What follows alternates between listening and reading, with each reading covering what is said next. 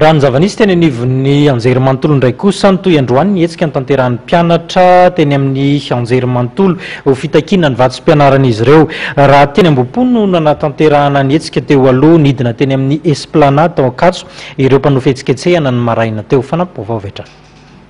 nidina teny amin'ny esplanade Ankatso ny mpianatra mpanao fitsiketsehana fitakina ny fandoavana ny vatsim-pianarana sy famahana ny olan'ny délestage nanararoatra ny fisian'ny tompona andraikitra ambony tonga tamin'ny lanonam-panokafana ny Paul Stage Job ary ny fanokafana ny radiony université izy ireo raha ny fanazavana dia fionana tamin'ny filoham-pirenena Hery Rajaonarimampianina no tena nandrasan'izy ireo saingy ny prime ministre ny tonga nitarika ny délégation avy amin'ny fahefana mpanatanteraka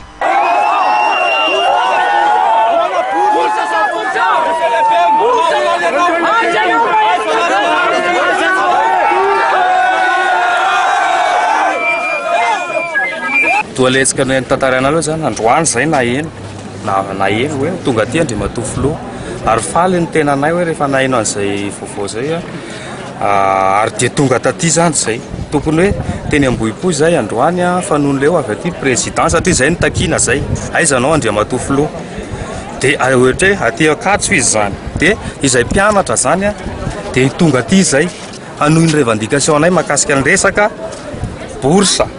io resaka bourse tompoko tsotra be efa tapitra ny eny universitaire efa misy mpianatra mianatra zao mbola misy 4 mois ary 100% ny takina taty fa tsy 10% satria ny inscription niakatra any amin'ny 150%. Donc andria matofilo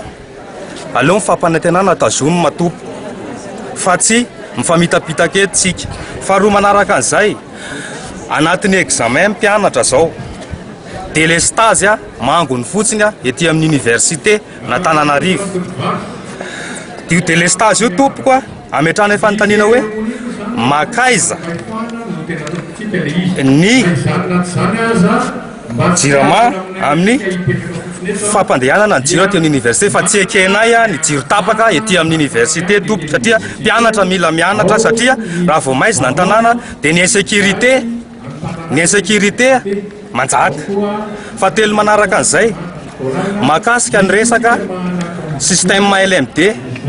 aiza andre matofilo ny infrastructure satria tamin'ny nanao élection dia nilaza ianao fa ho jery manokana anay mpianatra ka ho anay zany dia tsy manaiky izahay raha toaka tsy voavanao reo zavatra rehetra reo ary nisy manokana nataonao ny comité des universitaires de Madagascar makasika ny kizianay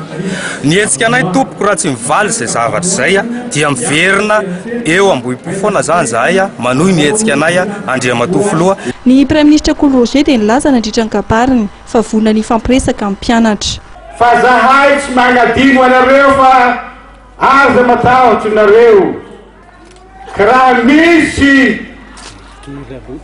solotenanareo na roe na telo na dimy afaka hanatona an'ireo solotsainakireo vonona ho tompoka handrainareo agny primature miaraka amin'ny ministre de l'enseignement supérieur mba hiresaka tsara aminareo laha tianareo zay. Ny mpianatra izay nilaza fa noho ny hetsika fitakian'izy ireo mandra-pahazon'izy ireo valiny mahafapo.